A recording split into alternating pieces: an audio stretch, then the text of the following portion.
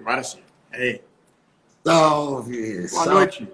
Boa Tá sem noite. som, Nelson? Tô sem fone. Meu tecnoneto vai buscar. Peraí que eu não te ouço. Vamos lá. Tô falando.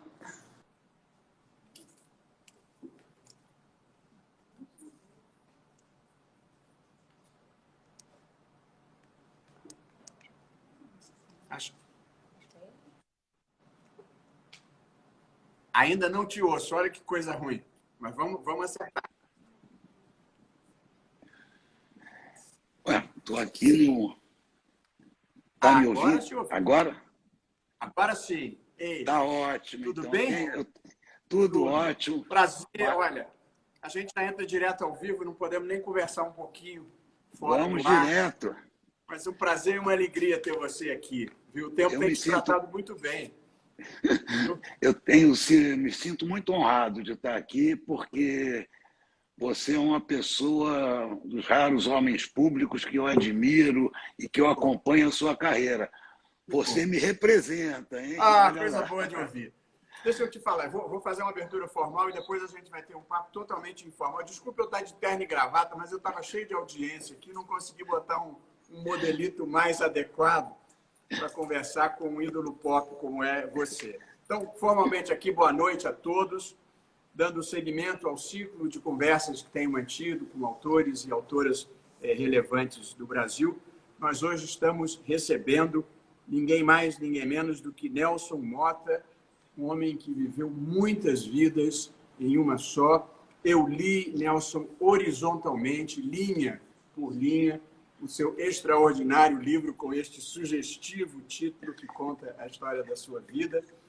Para quem gosta de música popular brasileira como eu gosto, eu gostaria de avisar ao público que desconheça que Nelson Motta foi compositor de mais de 300 músicas e compôs com Lulu Santos, Rita Lee, Ed Mota, Cidade Negra, Guilherme Arantes, Dori Caymmi, Erasmo Carlos, Jota Quest e produziu espetáculos icônicos aos quais eu estive presente com Elis Regina, Marisa Monte e Gal Costa. É autor de diversos livros, dos quais talvez os mais populares sejam Noites Tropicais e Vale Tudo, o Som e a Fúria, que é a memorável biografia de Tim Maia. Nelson, um prazer. Eu, quando li o seu livro, eu anotei aqui na contracapa algumas das muitas passagens com as quais eu me identifiquei, apesar de ser um pouquinho mais novo que você, mas também já estou bastante rodado. Deixa eu te ouvir um minutinho e em seguida a gente começa a nossa conversa. Boa noite, seja bem-vindo aqui. Um prazer e uma alegria te ver. Prazer todo meu. Estou aqui feliz da vida da gente poder conversar sobre o nosso trabalho, né? Estou à sua disposição aqui. Bom, eu adorei o seu livro. Adorei ler o seu livro porque, embora ele tenha começado um pouco antes de mim, ele conta muitas coisas pelas quais eu vivi. Mas eu queria começar te contando uma coisa que talvez você não saiba. Uma das partes tocantes do seu livro é a parte final, quando você fala do seu pai, Nelson Motta. Nelson, a conexão. Você me ouve? Você me ouve? Agora estou. Voltou. Então, ouço bem. Uma das partes tocantes do seu livro é na parte final, quando você fala do seu pai, Nelson Motta, a quem eu conheci e com quem convivi um pouco, porque eu tinha um grande amigo que era sócio dele, que era o Hélio Saboia. Sim, querido. Uma história deliciosa para contar. Eu estudei fora, Nelson, em 88, 89, voltei para o Brasil em 90, e logo que eu voltei, eu tinha um professor que, quando ele viajava, ele tinha muitos clientes, mandava os clientes me procurarem. Logo que eu voltei para o Brasil, recomeçando a vida, me liga um cliente desse meu amigo, que era um grande exportador de café, dizendo que não conseguiu falar com o advogado fulano de tal, queria conversar comigo sobre o problema dele. E eu, de café, não entendia nada. E o Hélio me disse, o Nelson Motta entende tudo de café. E aí eu fui ao escritório dele, que ficava ali na Almirante Barroso, e ele tirou uma tarde e me explicou tudo sobre café e sobre esse litígio que chamava-se Operação Patrícia, com a generosidade que você descreveu. Fiquei amigo dele por toda a vida. E aí cheguei, eu recebi o cliente que ficou impressionadíssimo com o meu domínio daquele tema do café. Ficou meu cliente até eu entrar para o Supremo. Eu sempre fui agradecido ao seu pai.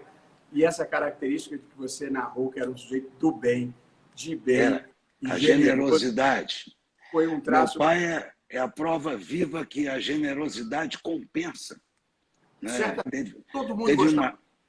Todo mundo gostava dele. Tem alguma coisa que ele dizia, meio como piada, e meio de verdade também. Ele fala, meu filho, tem que aprender a elogiar as pessoas pelas costas. Quando fala, o Joaquim vai em tal lugar, você fala, grande figura, o Joaquim, não custa nada, o Joaquim vai saber, e lá adiante você vai assim, a gente ria com essa história. E no mundo do direito, Nelson, que é um mundo de muita maledicência, essa é uma característica muito singular. E ele viveu, ele era um homem muito querido no meio de direito, jurídico, tudo. E merecidamente. E a nossa ligação, diga. Não, eu ia voltar lá para o seu livro. Eu o conheci pela primeira vez e reconheci agora no livro. Eu ainda era jovem, você ainda era muito jovem também, quando você fazia um programa de poucos minutos chamado Papo Firme, aí tipo pouco antes da novela. 5 minutos antes da novela. Um dia era você e no outro dia era o Big Boy, se você lembra dele. Que sim, a falar, muito. Hello, crazy people. Querido amigo, maior DJ da história do Brasil.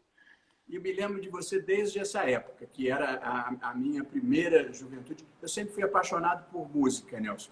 E, portanto, ler o seu livro foi revisitar e saber informações de muitos artistas que eu só conhecia da música e da arte. E esse é um dado interessante do livro. Para quem se interessa por música brasileira, eu sou mais MPB do que rock, embora eu goste muito do Lulu Santos também. Mas sim, hoje está tudo misturado, né? Isso, misturou. Um pouquinho de implicância com sertanejo, eu percebi.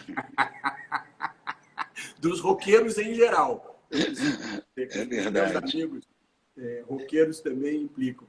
E a gente tem muitas afinidades. Por exemplo, o meu colégio foi o Princesa Isabel também. Eu fui parar no Princesa Isabel vestibular. Eu passei pelo Hélio Alonso e só não entrei no Santo Inácio, escapei dos padres, que você descreve com tanta picardia, porque a minha mãe era judia.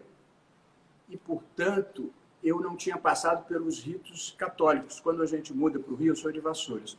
Meu pai passou no concurso para promotor de justiça, a gente muda para o Rio, mas eu não podia frequentar. As principais escolas eram Santo Inácio, Santo Agostinho, eram as escolas da classe média. Católicas.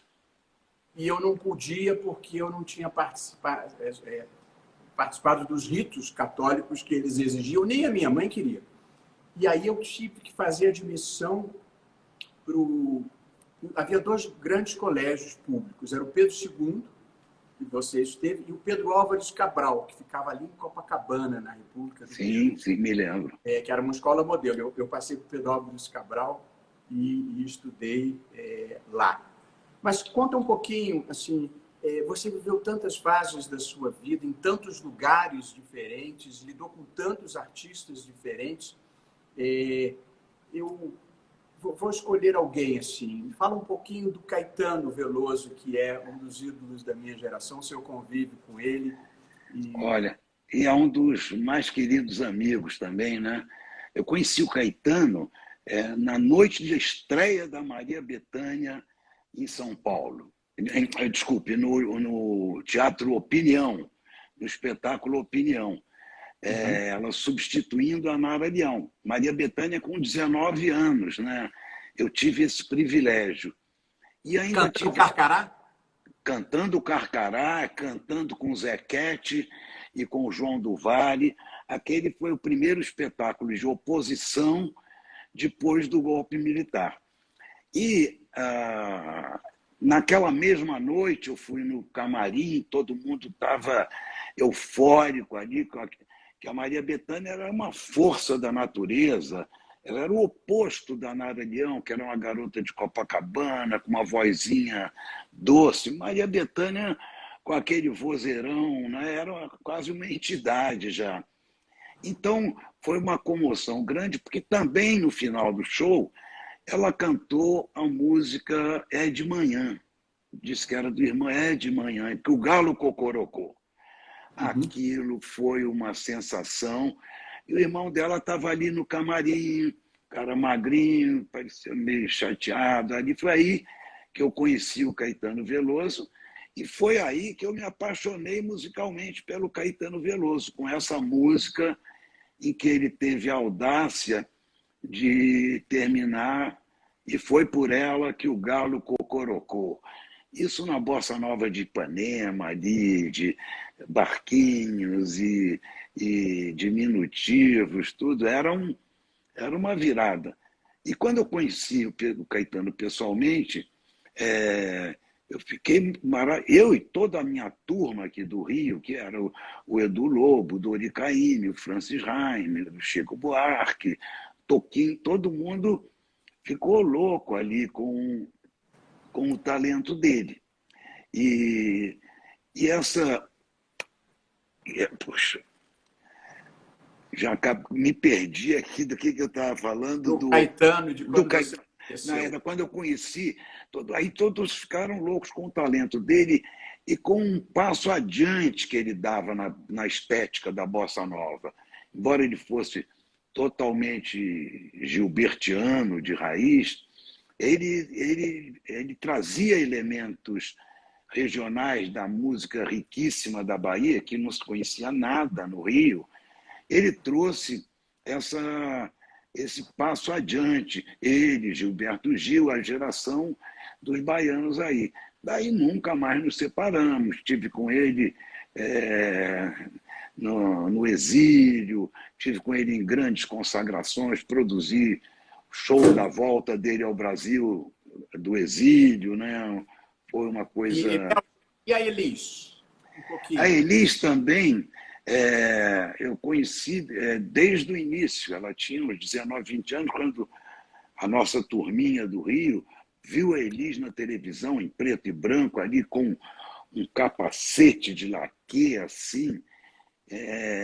Era uma figura estranha, era o que se dizia, era uma cafonice absurda, assim. Mas isso fazia parte do temperamento over ali da Elis. Quando a mulher cantou, as pessoas ficaram bobas, porque o Brasil vinha de uma escola intimista, João Gilbertiana. Todos os sucessores, os Chico Buarque, os Edu Lobos, cantavam com moderação ali, vozes pequenas, né? Grande musicalidade, mas vozes pequenas, Nara Leão. A Elis Regina veio quebrando tudo, porque a escola dela não era João Gilberto, não era minimalista. A escola dela era Ângela Maria, eram as grandes vozes femininas da Rádio Nacional. Então ela foi dotada de uma voz ultra potente e ela fazia, se ela tinha uma voz daquele tamanho, né, como diria o Caetano, ela gostava de mostrar o poder da sua voz. Então ela era, em certo sentido, o oposto da bossa nova e representou ela e o Wilson Simonal do outro lado, uma nova música brasileira que saía do intimismo para grandes vozes também. Grandes vozes também podiam cantar bossa nova. Você conviveu com tanta gente interessante que até é difícil de fazer uma seleção, mas eu queria destacar aqui o Tim Maia, com quem eu tive uma passagem que eu preciso te contar, não pessoal com ele, mas eu tinha um amigo, isso eu tinha 20 e muitos anos, talvez início dos 30, eu tinha um amigo que foi assistir no Canecão um show dos Los Ramones, ou Ramones, alguma coisa assim, que era um metaleiro, eu não era metaleiro. Americana, americana. Teve um quebra-quebra, aí o show não acabou, ele teve que sair para uma portinhola, se arranhou, aí ele entrou com uma ação contra o Canecão, fez um acordo no juizado de pequenas causas e ganhou alguns ingressos para a melhor mesa do Canecão. E aí, logo em seguida, veio o show do Tim Maia. Então, ele me convidou, éramos 3 casais, para ir no show do Tim Maia. Eu morava em Copacabana. E aí, todos passamos da minha casa, tomamos um drink, o show era 10h30. E aí, aquela conversa, bom, ele nem vai aparecer, mas certamente não vai começar na hora. E nós chegamos lá, devia ser umas 15 para as 11, mais ou menos, no show. Naquela primeira mesa, o Nelson, pela primeira vez na história, possivelmente, o Tim Maia começou o show pontualmente. Meu Deus! Passar na frente do palco para sentar na tal da mesa. E aí o Tim Maia falou, aí, olha aí, a rapaziada chegando agora, depois dizem que sou eu que atraso. De modo que eu sou uma das poucas pessoas que você vai conhecer que já tomou a chamada do Tim Maia por chegar atrasado. Chegar na hora, né? Ele chegou na hora, isso merecia um registro histórico, né? Você me lembrou do nosso querido amigo Hélio Saboia, que também foi protagonista de uma história com o Tim. O Tim me liga um dia e fala, ô Nelson Mota, estou comemorando 30 anos de carreira. 30 anos de carreira! E quero comemorar com um grande show. Você vai ser o diretor. Ele falou, meu Deus do céu, o que vem por aí, hein? Ótimo, Tim, vamos lá. Já botei seu nome no cartaz. Epa, meu Deus. Dirigir o show do Tim Maia não é para os fracos, né? E aí eu falei, pelo menos, eu não vou mandar nada, é claro que o Tim é completamente indirigível. Eu vou ficar lá dizendo, boa, Tim, essa é ótima. Mas pelo menos vou assistir ele ensaiando e cantando, que já paga totalmente o preço, né? E aí, na véspera do show, o time ligou desesperado, que tinha um oficial de justiça na porta dele, ele estava desesperado. Ô, Nelson Mota, faz alguma coisa aí, pelo amor de Deus. E eu falei, meu Deus do céu. Aí, liguei para o Hélio Saboia, que era secretário de Segurança do Rio de Janeiro, nessa época. E ele era da família, né? Tio Hélio, né? Foi praticamente criado pelo meu pai, uma pessoa adorável. Falei, Hélio, pelo amor de Deus, estou num sufoco aqui, vamos fazer. Olha que temeridade. Você deixa passar isso hoje, o Tim, essa acusação do Tim aí, e eu prometo que ele se apresenta no dia seguinte do show. Né? E o Hélio falou, peraí que eu vou dar uma olhada aqui do que se trata. Como é que é o nome? Sebastião Rodrigues Maia. Ótimo. Meia hora depois, o Hélio me ligou às gargalhadas, porque o Tim não era réu na citação, ele era autor, ele estava processando alguém e tinha que depor em juízo.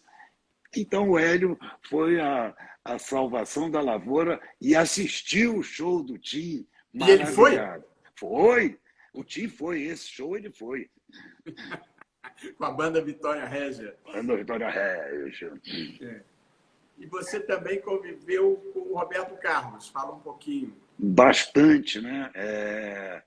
Conheci o Roberto, ele ainda era um principiante, era um garoto ali do Espírito Santo, de Cachoeira, que estava há pouco no Rio de Janeiro, e ele estava sendo lançado pelo Carlos Imperial, que era um personagem ali do início da Bossa Nova, só que ele era totalmente ligado ao rock. Tinha programas de rock na televisão.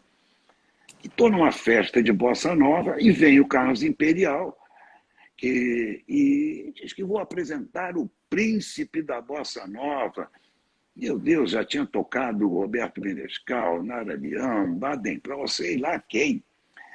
E aí, o Roberto ali, super tímidozinho, um violão, e cantou duas bossa novas do Imperial, umas musiquinhas assim. Bom, perto da potência presente ali, era nada. Mas ele tinha uma voz bonita, mas sempre tentava imitar o João Gilberto em tudo. Mas aquela aparência meio tristonha dele, assim, as mulheres adoraram. Já aquela. Não, ele imita os homens, não, que nada, é tão desprotegido. E aí foi o meu primeiro contato com o rei. Depois acompanhei várias fases da carreira dele, trabalhamos juntos muitas vezes, e ultimamente até trabalhei na produção de um roteiro para um filme da vida dele, com a Patrícia Andrade, e eu fiz um acordo com ele ali para escrever a história, um filme biográfico, assim.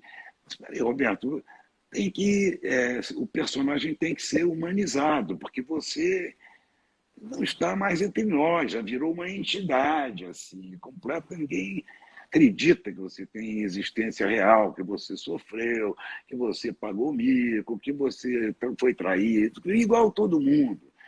E ele topou. Ele falou, claro, senão ficou uma história ali. Nós fizemos um trato com ele que a gente ia usar no filme tudo que ele contasse. Ninguém ia fazer pesquisa e nada. Então seria uma espécie de um Roberto de própria voz. E ele contou realmente muitas coisas muito interessantes que ele nunca tinha revelado em público. Eu sei, eu acompanho a carreira dele. Aí, esse roteiro inicial foi feito um novo tratamento e tudo. Ele teve uma supervisão da Glória Pérez, depois eu supervisionei também. E eu não sei, a última notícia que eu tive é que seria uma série de televisão de 4 programas. A direção é do Breno Silveira, que é um grande diretor de biografias musicais, especializado. Ele fez Os Dois Filhos de Francisco, ele fez o Gonzagão e o Gonzaguinha, grande diretor. Eu estou aqui torcendo, porque se for a tela o que o Roberto nos contou, vai ter muita surpresa. Pode crer. Vamos torcer agora, só depende da vontade dele agora. E é uma história que tem que ser contada verdadeiramente. E, Nelson, você viveu pelo mundo. Você viveu em Roma, viveu em Paris, viveu em Nova York, viveu no Brasil. Qual é a sensação?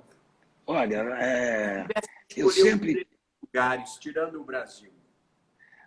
Olha, tirando o Brasil, eu preferi meus quase 5 anos em Roma. Também foi nos anos 80, ali era um outro tempo na Itália. Foi um autoexílio ou foi uma escolha profissional? Foi um autoexílio movido pela adição em cocaína. Eu estava completamente dependente de cocaína, me afundando ali, pensava nas minhas filhas e tudo, queria me livrar daquilo. Era um tempo que a cocaína graçava no Rio de Janeiro, e eu fui a Roma para um festival, um grande festival de música brasileira, em 83. Quando eu revi aquela cidade que eu tinha ido muitas vezes, e aquele festival, aquele orgulho da música brasileira e a presença do Brasil em Roma, eu fui ficando e decidi, eu vou ficar aqui, porque aí eu fujo dessa maldita cocaína. E falei para minhas filhas, olha, vocês vão ter um pouco menos de pai, mas vão ter um pai melhor, asseguro a vocês. Olha, em 3, 4 meses eu estava completamente livre do vício, cara limpa, ali, e apaixonado pela cidade. O Brasil ainda estava nos estertores da ditadura, ali, a vida na Itália, ali entre 83 e o final dos anos 80, era maravilhosa, quadros políticos interessantíssimos para quem vinha do Brasil da ditadura. Eu via o Enrico Berlinguer, do Partido Comunista Italiano, ser reverenciado, ser respeitado por todos os outros partidos. Via que tinha um partido neofascista ali, tolerado também, dialogando. Eu vinha de um Brasil aquele que o comunista era palavrão ainda, a política italiana com toda a experiência deles e com todo o humor também, porque poucas coisas eram mais divertidas que a política italiana, com a demagogia, com as histórias que eles contavam, a comédia italiana, das quais eu sempre fui grande fã. Se você ler um livro recente chamado Os Engenheiros do Caos, você vai ver que as coisas não mudaram muito de lá para cá. Exatamente. Em Nova York, eu acabei ficando meio por acaso. É uma cidade que eu sempre gostei muito. Eu nunca tive pensado em morar lá. Eu fui fugido também do Brasil, em autoexílio, ali no dia do Domingo Negro do Collor.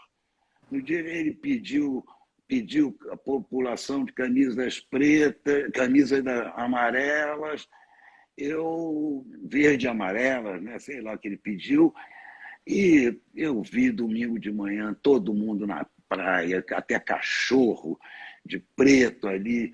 Foi glorioso. Falei, esse está morto. Peguei o avião de noite e fui embora para Nova York com a ideia de abrir uma pequena gravadora de música brasileira. Já que a música brasileira que eu gostava é o samba, a MPB, o rock, o samba-canção, tinham desaparecido praticamente pela hegemonia total do sertanejo, né? Que nunca tinha acontecido isso na música brasileira, a hegemonia total de um gênero, fosse qual fosse. Não havia espaço para nenhum gênero musical nos programas de televisão, no rádio, nos jornais. E o Brasil, com essa música riquíssima, e esse cataclisma musical também era a trilha sonora de um desastre econômico, um desastre social, um desastre ético, moral, político, tudo. Eu falei, eu não tenho mais nada a fazer aqui. Vou lá, faço a gravadora, fico meio indo e voltando, mas nada disso, né? Como disse o John Lennon, a vida é o que acontece enquanto você está ocupado fazendo outros planos. Foi o que aconteceu comigo. Logo, o Lucas Mendes e o Paulo Francis me chamaram para o Manhattan Connection. O Francis falou, você tem que ter uma coluna em jornal, senão você vai ser esquecido no Brasil. E arranjou logo para eu escrever no estado de São Paulo e comecei a me tornar correspondente de várias revistas. A gravadorazinha ficou totalmente em plano secundário, produzi alguma coisa, mas eu revirei jornalista em Nova York, melhor, jornalista internacional, ali, maior moral. Nelson, você foi da música... Você foi da música ao jornalismo, depois do jornalismo para a música, você oscilou. E uma coisa que me identifiquei no seu livro, eu também gosto muito de música, eu tinha um grupo de amigos que eram compositores e tal, não chegaram a fazer sucesso, mas eu também não tinha suficiente talento para investir na minha carreira artística, acabei no direito. Eu também. Mas eu me identifiquei profundamente. Hoje em dia, eu até hoje ainda canto. Eu canto nas festas do meu gabinete e festas dos meus alunos. Mas eu só canto para quem eu posso reprovar ou exonerar. Então, eles aplaudem. É uma coisa garantida. É muito bom.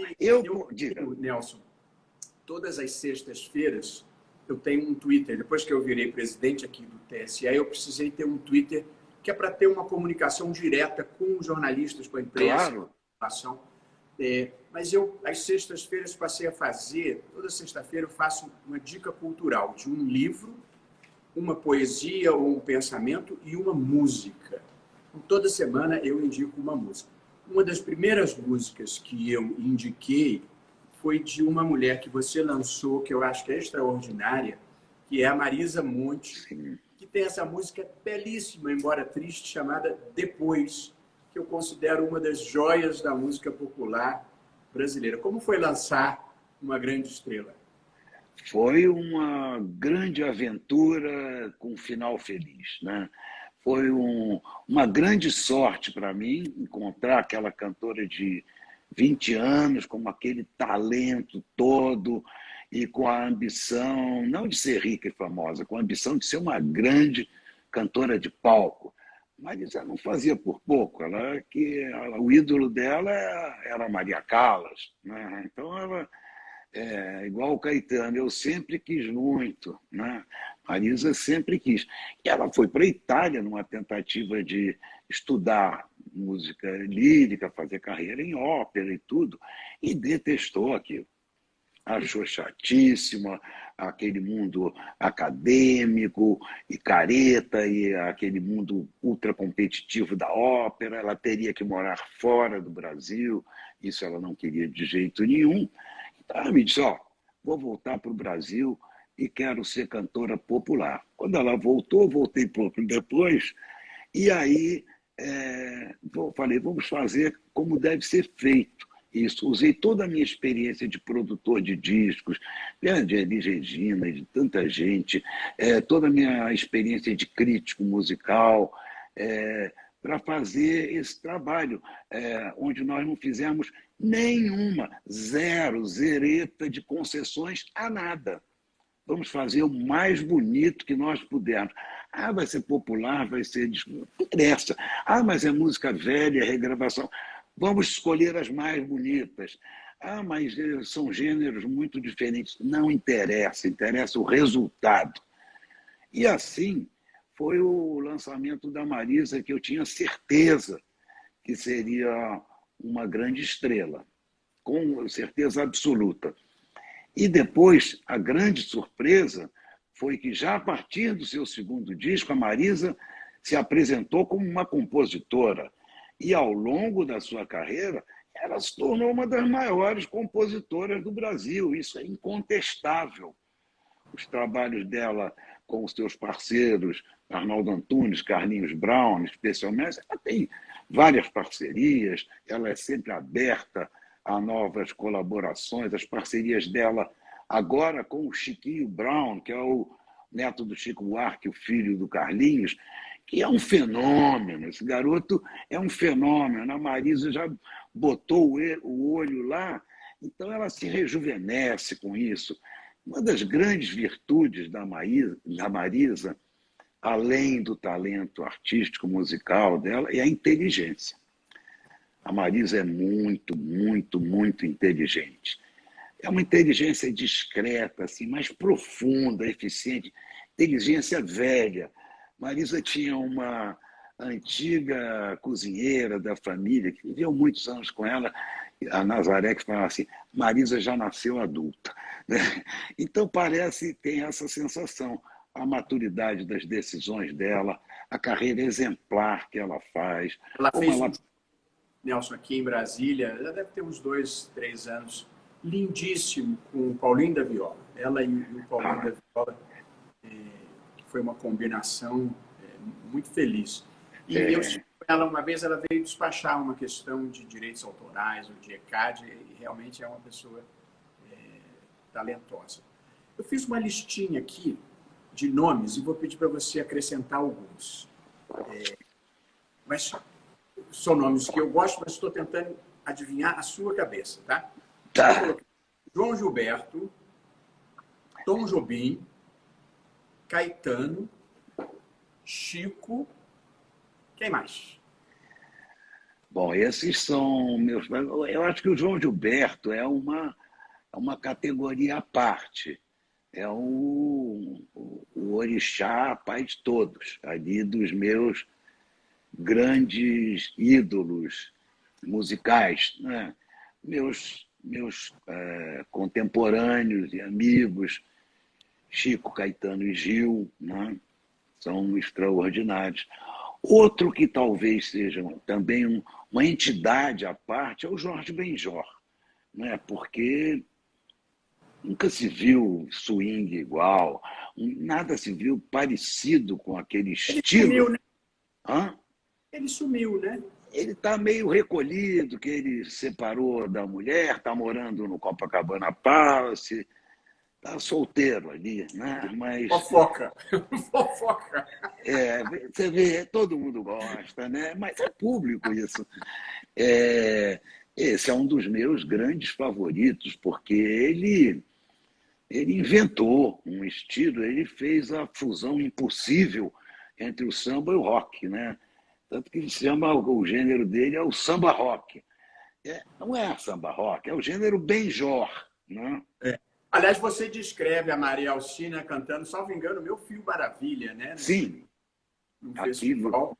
E eu achei belíssima a passagem em que você faz uma defesa realista, mas muito sensível do Wilson Simonal e de como ele foi desconstruído, em parte porque cometeu um erro, mas em parte também porque era um negro que fez muito sucesso numa época em que isso não era comum, não é? Isso é um dos casos mais tristes e dramáticos da música brasileira e justamente envolvendo um dos maiores cantores da música popular de todos os tempos. Isso era quase unanimemente reconhecido, mesmo pelas pessoas que detestavam ele, mas que entendiam de música. Esse cara é insuportável, mas ele canta demais. Então, é isso.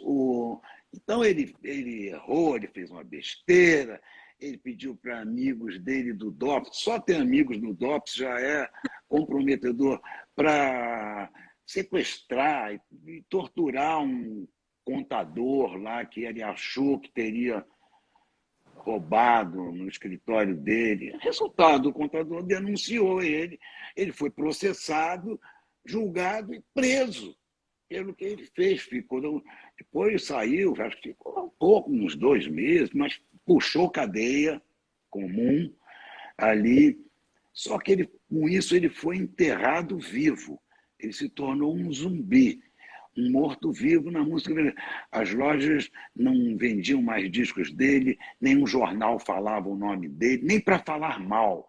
Parecia haver um pacto assim, de silêncio em torno do Simonal.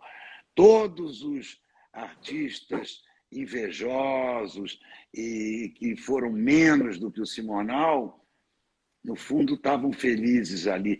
Todos os racistas brasileiros, com aquele racismo sórdido e disfarçado ali, que é pior do que o racismo explícito, era insuportável ver aquele crioulo de carrão americano, cheio das louras. Quantas vezes eu ouvi isso, né? Então, eu, com o tempo eu iniciei a reabilitação do cantor Wilson Simonal no meu livro Noites Tropicais. E o Cláudio Manuel e o Micael prosseguiram com um belíssimo documentário sobre o Simonal. Depois teve um ótimo filme também com a Is Valverde e Fabrício Boliveira, e foi feita justiça a ele como artista. Embora ele continue condenado ali pelas besteiras que ele fez e pagou. Né? Eu me lembro, bem jovem, daqueles festivais internacionais que você menciona no livro, eu tenho 2 registros muito marcados na memória. Um deles foi o Wilson Simonal regendo o Maracanãzinho, cantando País Tropical. País Tropical. Cantando Meu Limão, Meu Limoeiro. Ele era o dono da festa. Dono. Era inacreditável o que aconteceu ali. E o outro momento inesquecível para mim, eu jovem ainda, bem jovem, isso em 68, Chico Buarque e o Tom Jobim sendo vaiados estrepitosamente porque o público queria que o Geraldo Vandré tivesse ganho o festival, para não dizer que não falei das flores. O momento estava mais para não dizer que não falei das flores do que para o romantismo de Sabiá. E talvez os dois... Eu não convivi, eu sou um pouco pós-João Gilberto, do melhor momento dele. Mas, possivelmente, Tom Jobim e Chico Buarque, para a minha geração, foram os dois grandes gênios musicais brasileiros, e eles sendo vaiados estrepitosamente no Maracanã. Foi uma cena que nunca me saiu da cabeça e que você deve ter assistido. Eu também. Estava lá, claro, estava lá, sofri loucamente com aquilo, porque, embora não tivesse nenhuma culpa pelo veredito do júri, quem estava recebendo as vaias era o nosso Papa, era o nosso Deus, era a música brasileira encarnada na sua maior figura ali. Então, foi aquilo dilacerante, assistir aquela cena do Tom tão desprotegido. E, na verdade, também, o que matou também o Sabiá foi a sutileza, porque o Sabiá é uma belíssima canção de exílio. Havia muitos anos antes da volta dos exilados, da campanha da anistia, o Sabiá já era uma canção de exílio, que o público ali na imediatice dos slogans, das palavras de ordem, de tudo isso, nem percebeu esse caráter de oposição também do Sabiá. Esse episódio provocou a saída de todos os grandes compositores brasileiros dos festivais seguintes. Deu por encerrada a primeira fase da chamada Era dos Festivais. E também, Nelson, logo depois veio o ato institucional número 5. Foi quando a ditadura se aprofundou e aí já não havia mais muito espaço para a arte. E aí começa a censura, inclusive a censura musical. E outro dia lembrava num voto que, a partir do AI-5, todas as músicas tinham que ser previamente submetidas ao departamento de censura. Muitas eram vetadas, algumas o censor contribuía modificando a letra ou fazendo sugestões. Tinha compositores malditos. Muita gente foi embora do Brasil, o próprio Chico Buarque foi viver fora, o Caetano e o Gilberto Gil foram presos. E exilados. Eu fiquei no meu Twitter aquele abraço, dizer, olha, essa é a música, não deixem de ver a história, era a música deles, era a despedida deles do Brasil. Quando, é uma história linda. De presos.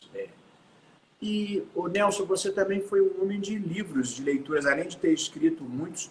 Eu, nas minhas sugestões semanais, que eu já faço há umas 60 semanas, acho que o único autor que eu cito 2 vezes também é um autor da sua predileção, que foi o Jorge Amado, em que eu cito Gabriela, recomendando, e Capitães de Areia, que eu li na minha primeira juventude, já estou na terceira, que também foi um livro que me marcou muito na adolescência. Eu li primeiro Capitães de Areia e depois li Gabriela, do Jorge Amado, depois li outras coisas, mas esses livros me marcaram muito.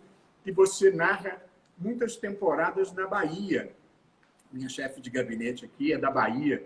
Meu segundo lar. E você toda hora ia para a Bahia, para a cobertura do Hotel Pestana, você narra e escrevia olhando o mar da Bahia de Todos os Santos. É isso? Foi uma tática que eu adotei para escrever. Vários livros meus, eu passei pelo menos umas 3 semanas, mínimo, ali trabalhando na Bahia. Parece uma contradição, né? Em termos. Mas não, o meu rendimento na Bahia é espantoso.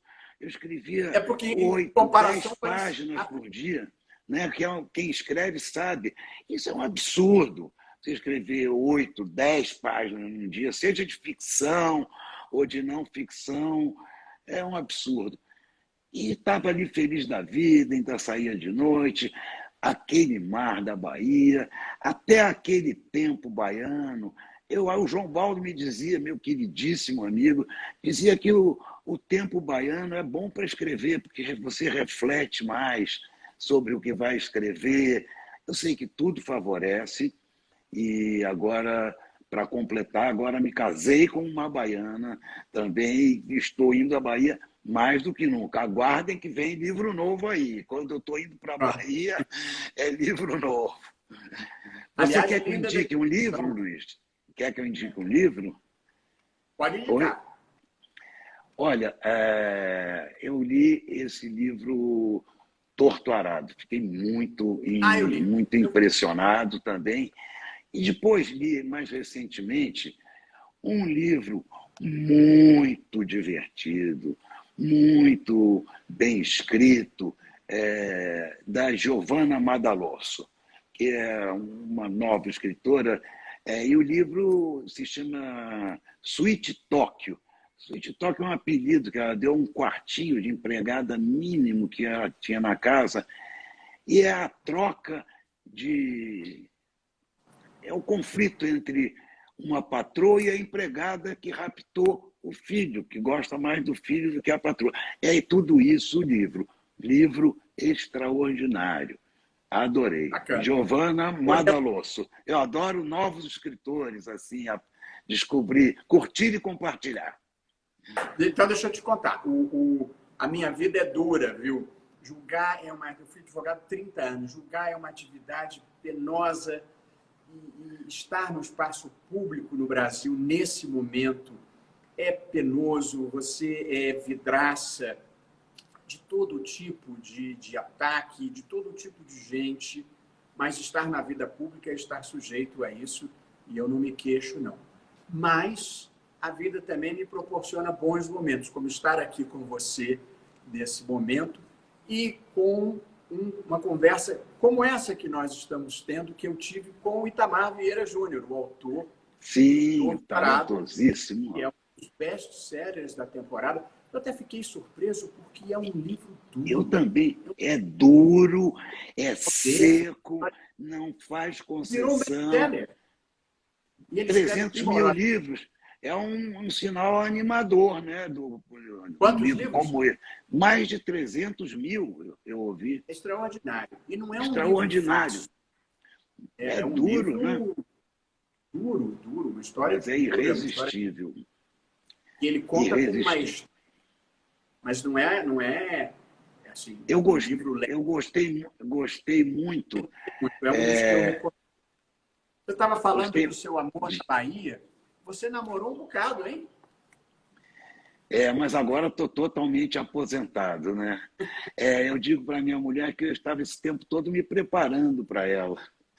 Nós estamos há 4 anos que começou esse romance, o romance definitivo, não é? E é uma felicidade imensa na minha vida, com 73 anos, encontrar uma companheira, ela tinha 50, na época, e então essa é uma das grandes demonstrações da minha sorte que acabou dando título à minha autobiografia. Essa foi uma das maiores sortes.